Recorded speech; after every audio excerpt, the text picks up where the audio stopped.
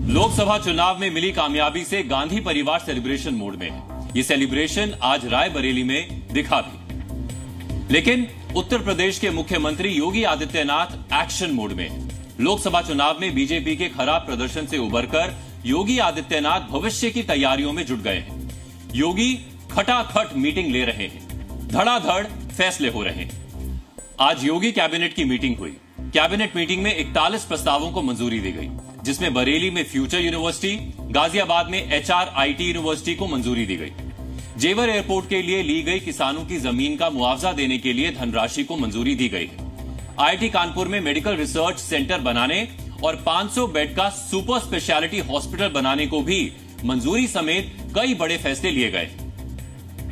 पिछले एक हफ्ते में योगी ने 3 बड़े फैसले लिए हैं, जिनको इस बार विपक्ष ने चुनाव में बड़ा मुद्दा बनाया था। पहला बड़ा फैसला, ट्रांसफर पॉलिसी।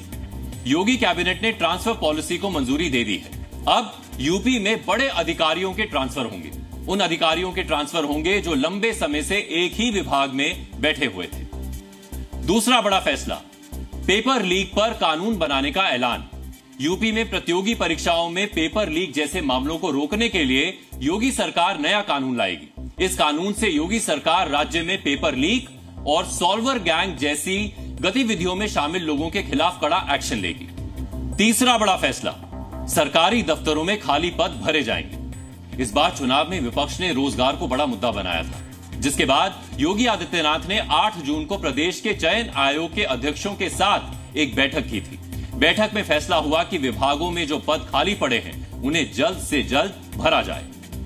यूपी में इस बार बीजेपी का ग्राफ गिरा है, जिसके बाद योगी आदित्यनाथ ने कमियों पर काम करना शुरू कर दिया है, ताकि भविष्य में जबरदस्त कमबैक किया जा सके। योगी की नजर एक साथ 2 लक्ष्यों पर है। पहला लक्ष्य है उपचुनाव। यूपी में 9 सीटों पर उपचुनाव होने हैं। दूसरा टारगेट है विधानसभा चुनाव। वर्ष 2027 में यूपी में विधानसभा चुनाव होंगे।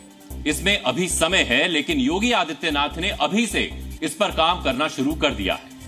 दरअसल इस बार यूपी में बीजेपी को सिर्फ 33 सीटें मिली हैं, जो बीजेपी के लिए बड़ा झटका रहा है। आगे पार्टी को नुकसान ना हो, इसीलिए योगी आदित्यनाथ अब एक्शन मोड में है।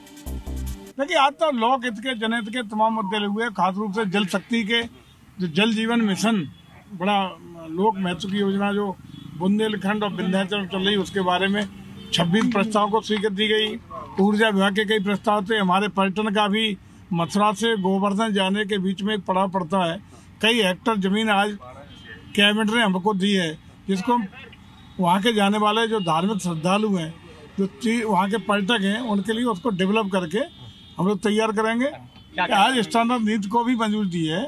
जिले का 3 साल, कमिश्नरी का, मंडल का 7 साल। जी न्यूज़।